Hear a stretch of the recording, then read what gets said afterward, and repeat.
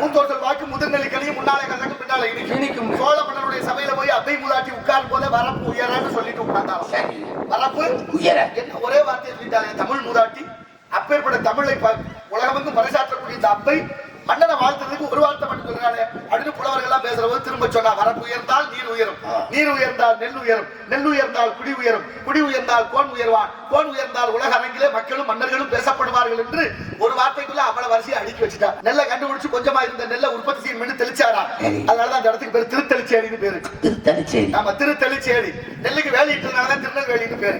இப்ப நெல்லு எப்படி எப்படி எல்லாம் போயிடுச்சு பாருங்க. நெல்லு செயற்கை. அந்த நெல்லை பறந்த நிலப்பரப்புல வரப்ப உயர்த்தி கட்டி நீரை நிரப்பி பயிர் வளர்ந்தால் நிலத்தடி நீர் உயரும், மேலே ஆவியாகி போய் மழையும் பொழியும் என்ற அந்த வேளாண்மையை கைபிடிச்சார் தமிழன் இந்த நாட்டுல. உழவுத்துல முதல் உழவு மருந்த நிலத்துல பெண்கள் தான் முதலாக உழுதார்களாம். அப்படியெல்லாம் இலக்கியங்கள் நமக்கு நிறைய கற்பிக்குது இல்ல. அப்ப ஏற்பட்ட உழவு தொழிலை விட்டுட்டு இந்த நாட்டுல வேளாண்மை கைவிட்ட நாடெல்லாம் பிச்சை எடுக்குது.